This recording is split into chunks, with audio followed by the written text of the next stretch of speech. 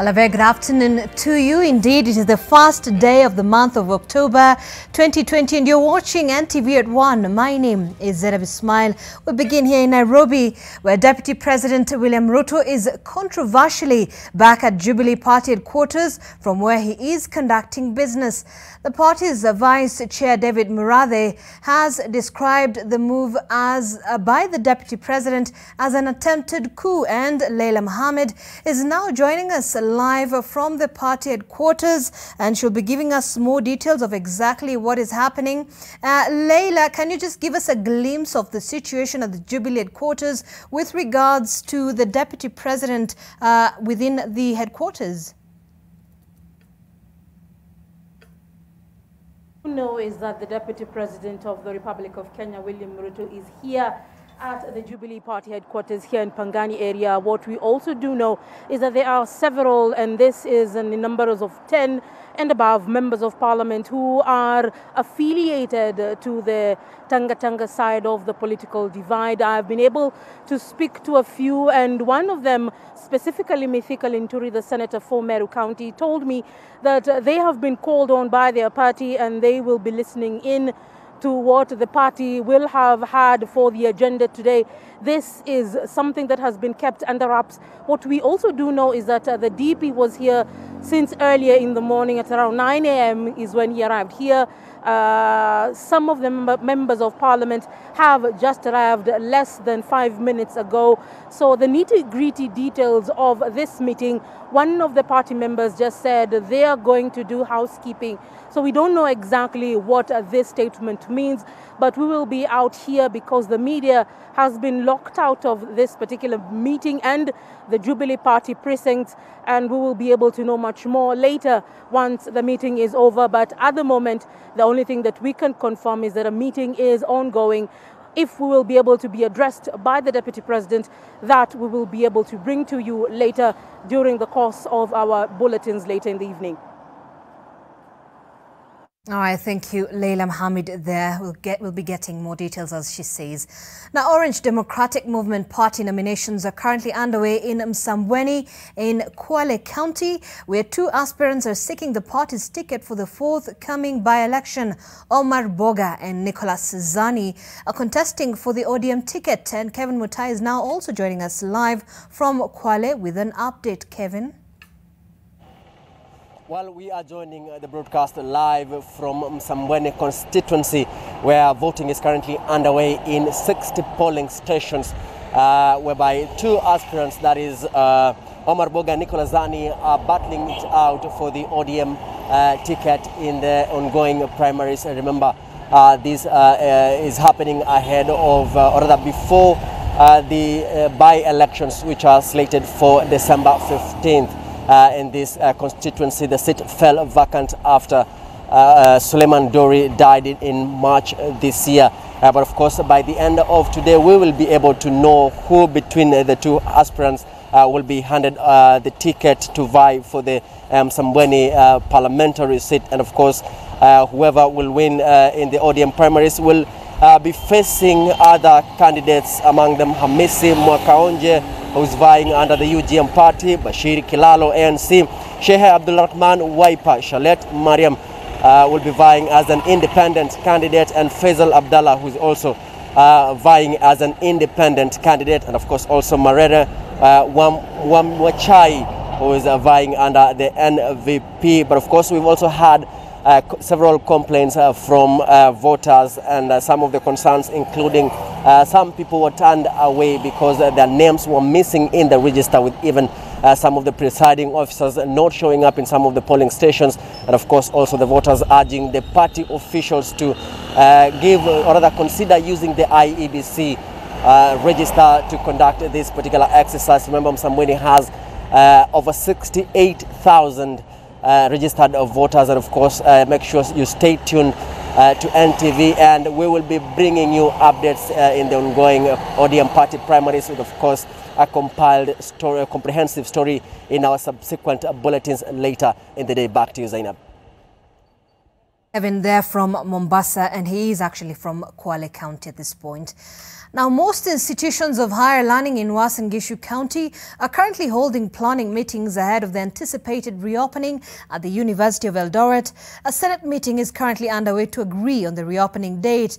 And we are now joined by our reporter Gabriel Kudaka, who is at the Eldoret Technical Training Institute. Kudaka? Thank you so much, Zeynab. Indeed, we went around various institutions of higher learning in Eldoret. We went to the Kenya Polytech. We went to the Eldoret Polytechnic. We also went to the Eldoret Technical Training Institute just to see what's happening there. And most of them are still planning ahead of next week's reopening. We are now at the ATTI, and I'm one of the students at these two institutions here. Madam, how are you? And then what plans have you put in place so far? My name is Michael Opio. I'm okay. Protocol on COVID-19 on school reopening, we put in place various mechanisms to making sure that we contain the virus within our learning institution, that is among the students and the teaching staff. We've had, as an institution, have had 10,000 masks to distribute among the teaching staff and the students. We've also had hand washing areas which are automated, meaning that, and actually they can contain around at a go, they can 50 students or non-teaching staff can wash their hand at any given time. We've also had put in place fumigation exercise in place so that we stagger the lessons as the students actually come, and we don't expect they interact with others as they go, so they'll be learning in shift. To avoid how many students do you expect to join back next week? Monday we expect 2,000 students. That is a candidate class, 2,000 students to join, because they are destined to writing exams as soon as they open, because we are only waiting for the Kenya National examination calendar so that we roll it up. Thank you so much, Mr. Dean. Yeah, thank you so much. Back to you, I'm Gabriel Kudaka. All right, thanks, Kudaka there. And still on matters education, as universities and technical training colleges are set to open doors for final year students starting Monday next week, the institutions are doing the most to ensure the students resume their learning and stay safe from the coronavirus. NTV's Melita Oletenges is now joining us live with an update from Kieni Technical and Vocational College. Melita. Yes, indeed, Zeynab. We are at the Kieni Technical and Vocational College, where we are looking at how TVETs are preparing to actually welcome back students, final year students, starting Monday next week. And remember, even after Education Cabinet Secretary George Magoha announced that final year students can go back to school, it is in strict adherence to the Ministry of Health guidelines. And right now, I want to speak to the principal of this school, Ruth Wanja. Thank you so much for joining us. Just perhaps, what are you doing to ensure that when the students resume on Monday, they will find a safe space for learning? Thank you, NTV. We have made sure that we have put enough hand washing points in all the entrances. We have 12 entrances, excluding the gate, and in all those entrances there is hand washing. We have put signs and posters. We have also stitched masks for the students, and we hope to give at least each 3. We have also marked the classrooms for the social distancing space, because we are following the guidelines that we have been given by the Ministry of Health and the Ministry of Education. So we started preparing early, and it is very important that students report back so that we can finish the exams for those who had not finished their exams, and it is a relief for the students and even the teachers, because they have been very idle. Thank you. You've been closed for 6 months now. Perhaps when the students resume on Monday, where are you going to pick up as far as education is concerned? So we are going to start with the students who are supposed to sit for exams in March. Some had started, some had not started. We will start by giving them psychosocial support, even the trainers, because some of them may have undergone some very hard times. They may have lost their loved ones. Then we need to also talk with the parents and even the students, because we don't know if they have indulged in other vices or they were busy working, we want to strengthen the guidance and counseling department in conjunction with the Ministry of Health, so that we see how we can assist those who may be having psychosocial problems. Thank you so much. That is the principal of Kieni Technical and Vocational College, Ruth Wanja, there, just speaking about how they are going to support the students once they come back. We've been through this school and we've seen different water points. Remember, this is the new normal, and this is what TVETs are doing to adhere to the Ministry of Health guidelines. So, Zeynab, they are saying that they are set to resume studies on Monday. But for now, over to you in studio. Melita Oleteng is there from Nyeri. Thank you, Melita. Now, normalcy has resumed in Nakuru town 3 days after matatu operations stalled.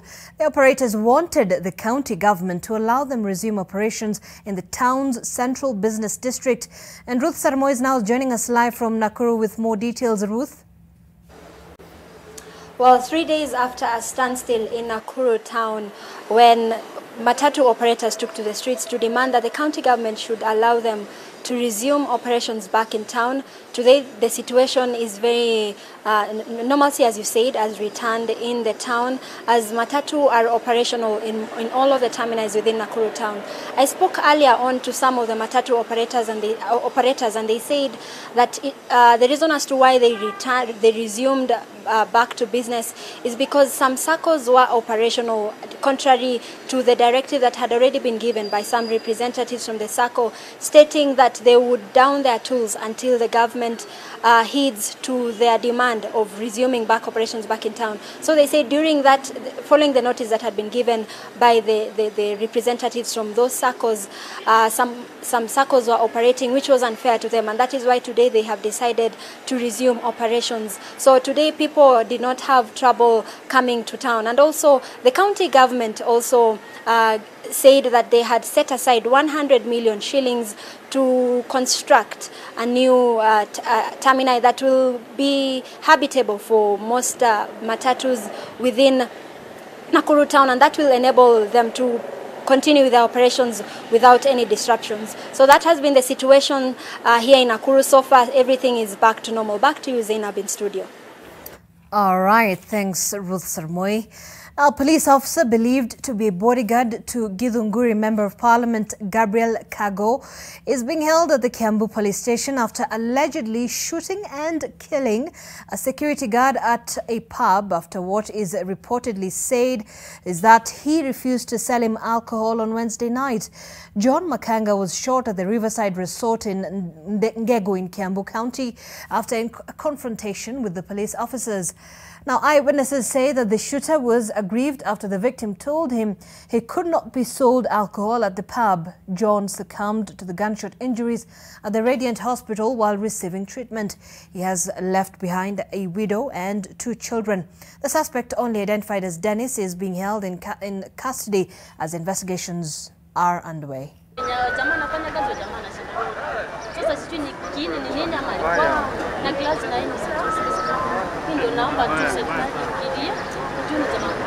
Immediately alipofanya hivyo iliapa ni mimi nitoka nione kumeenda aje, baada ya kupata askari wangu wameanguka chini. Katoka huku kote kitambea, sikumpata mahali, so alikimbia.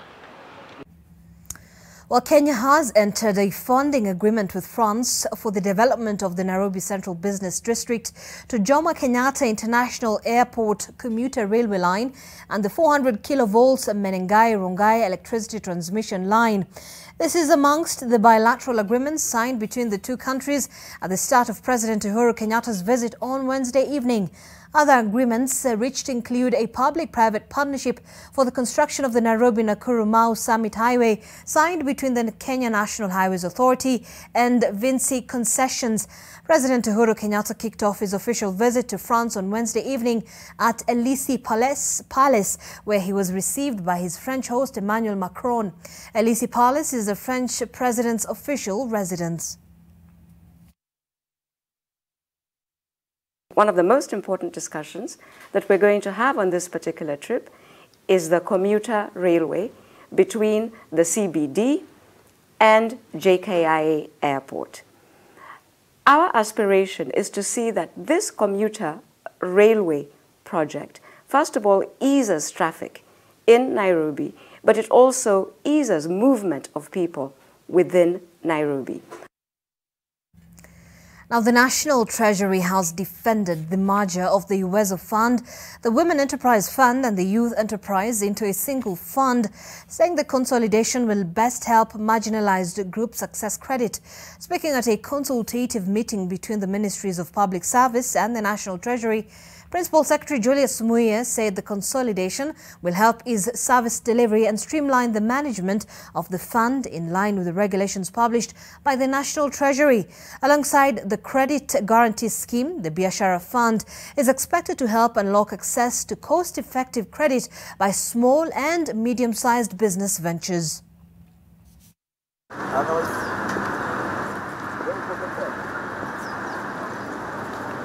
We submit that the merger of the three funds will indeed provide what I would call best practice, which is a one-stop shop, and thereby we'll be eliminating duplications.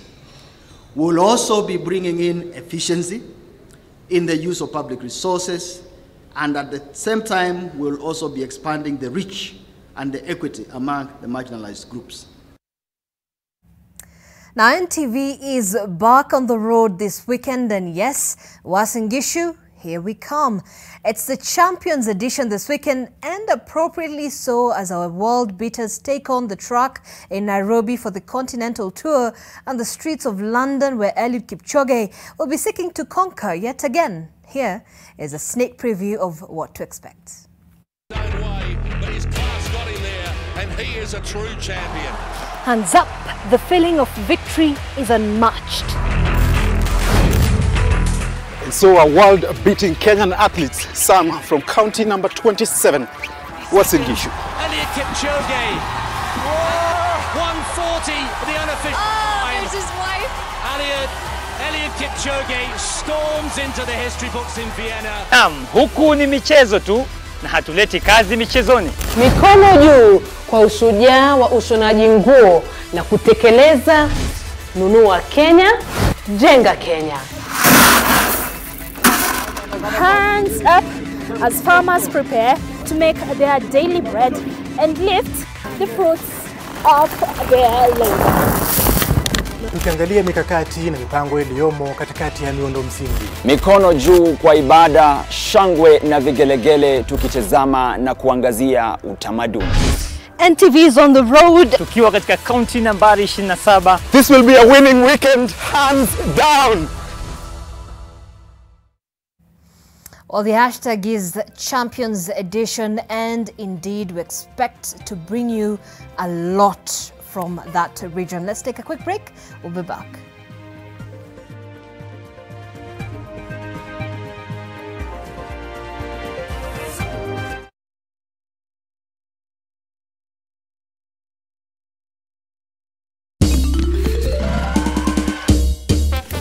Sona moja imetengenezwa kwa njia spesheli ili kupambana na maumivu kwa haraka. Sona moja ina aspirin kama kiungo. Sona moja, kitulizo kamili. Maumivu yakizidi, pata ushauri wa daktari. Are you worried about the weather ruining your new roof? Are you running out of budget to build your roof?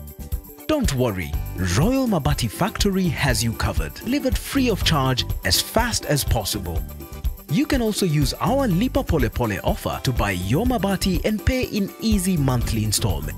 Royal Mabati Factory. We are the best. Family Bank and Simba Corp have been in collaboration to help you grow your business by offering affordable financing for acquisition of brand new commercial vehicles. Access up to 95% financing with a flexible repayment plan of up to 60 months and enjoy a 2-month repayment holiday. Call us today on 0703 095 445 or visit any of our Family Bank branches and Simba Corp dealers and branches countrywide. Terms and conditions apply. Family Bank, with you for life. Family Bank is regulated by the Central Bank of Kenya. Moi University is committed to providing conducive learning environment and resources that are geared towards nurturing innovation and talent in science, technology and development. Online application for the September 2020 and January 2021 intakes in our various degree, postgraduate and diploma programs is ongoing. Apply now. Visit our website www.mu.ac.ke and click on the admissions link to select your desired course and follow the guidelines to complete application. Moi University, the foundation of knowledge. Mix of the Week in association with Airtel. I don't charge my energy.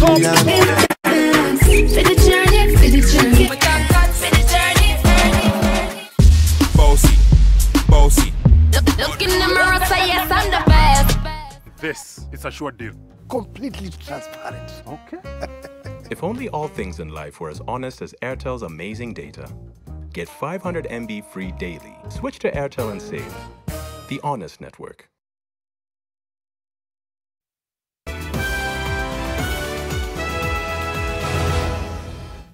Well, thank you for staying with us. You're watching NTV at One. Now, hundreds of displaced persons in villages along the Lake Turkana in Turkana County are raising concern regarding their future following the surging floods in the region. The displaced persons are now calling upon the local and county governments to intervene and safeguard their well-being. Naoma Sampao has more. Even as the whole country confronts a pandemic in the form of COVID-19, these residents living along the Lake Turkana are faced with another pandemic in the form of the rising water levels. Some of them have been displaced from their homes more than 2 times. Mimi nimehama mara 3 bana. Hii bari imetutesa hasara. Mimi nimehama mara ya kwanza mpaka huko ndani. Mara ya pili nikaingisha hapo. Saa hizi ni ya 3. Tafadhalini bana wa Kenya bana. Sisi bana tumeombea bana.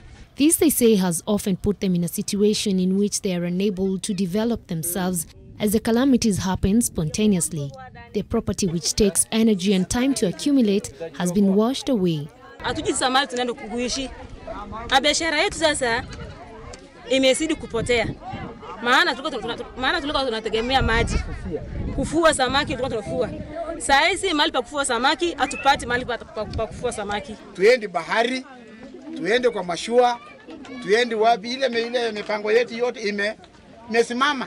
The residents of the affected communities have cried out for an urgent government's attention to save them from imminent danger. Chakula tu haisaidii. Tutawapatia chakula leo. Kesho na kesho yake watafanya nini? Bado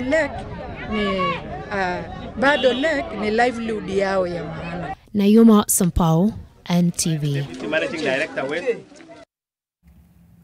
Well, the Kenya Film Commission has launched a project to benefit children from the age of 4 to 16 years. The Kenya Film Commission CEO Timothy Awase says the initiative, dubbed Shining Stars, embraces creativity in filmmaking, photography, music, gymnastics and fashion. Children under the age of 18 now have a platform to nurture and showcase their talent. KFC is partnering with entertainment experts in guiding and tapping talent through the Shining Stars initiative.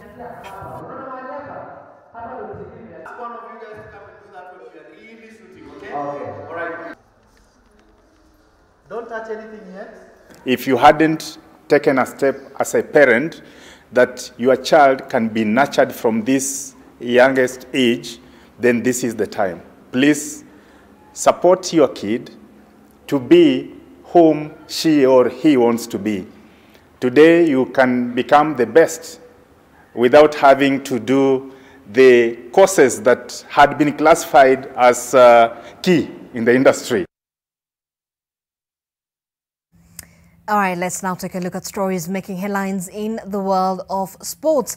And a section of local football coaches and club officials have welcomed the new television deal with StarTimes. In the newly announced deal, StarTimes will air all national team matches for both men and women, as well as the top-tier leagues and the second-tier Super League. The deal is worth $1.1 million a year. Tulikuwa na shida na traveling, teams zinakosa kutravel, zinapeana point, lakini kwa vile sasa Premier League kuna sponsor, then najua kila kitu itakuwa sawa. Kama ni kutravel, teams zitakuwa zina travel, hakuna hizo give out ni points for nothing, lazima to fight for points. Yeah, it's a very good thing to finally starting to have a sponsor for the league. One thing I know and I wish is that the players' income will increase, maybe in terms of match bonuses, in salaries, and also maybe in the sign-on fees.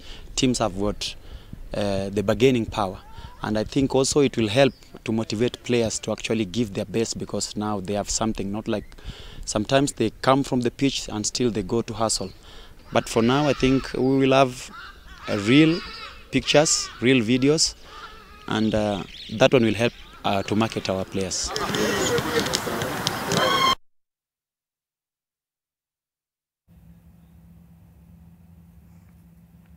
Now, Manchester United progressed to the quarter-finals of the Carabao Cup after beating Brighton 3-0 at Amex Stadium. United's goals were scored by Scott in the 44th minute, Juan Mata in the 73rd minute, and Paul Pogba 10 minutes before.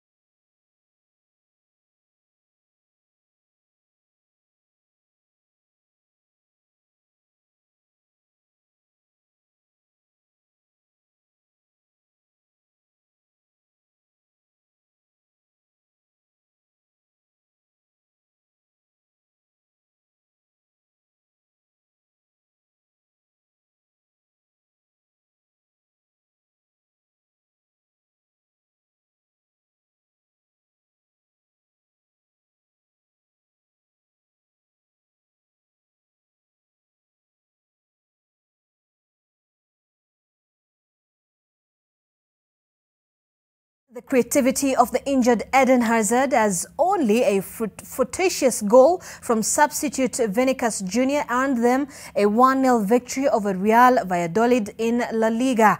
Capitalized on some chaotic defending in the Valladolid penalty area after coming on for Luka Jovic.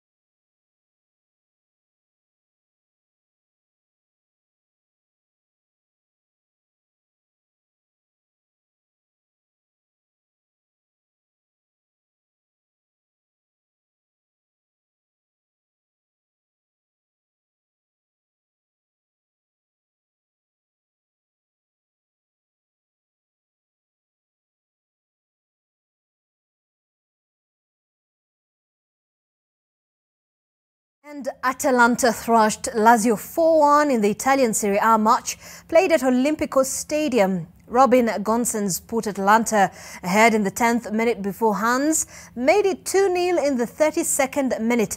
Alejandro Gomez scored the third goal.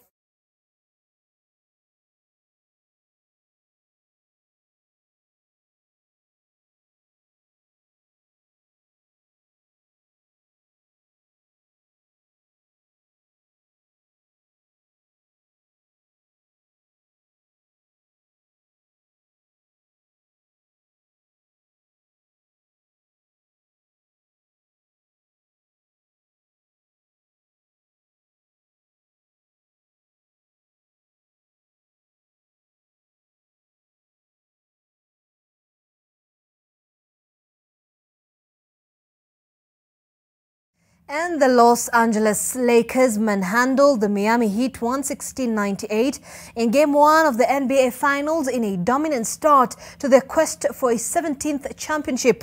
After a 10-year absence from the championship series, the Lakers returned with a vengeance in the NBA's quarantine bubble in Orlando in Florida. Anthony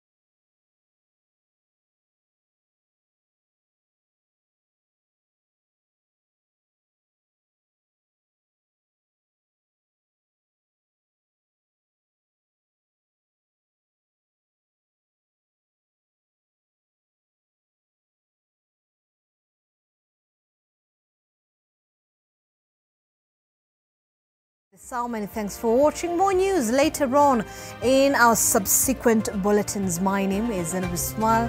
Stay with us and enjoy the rest of your viewing.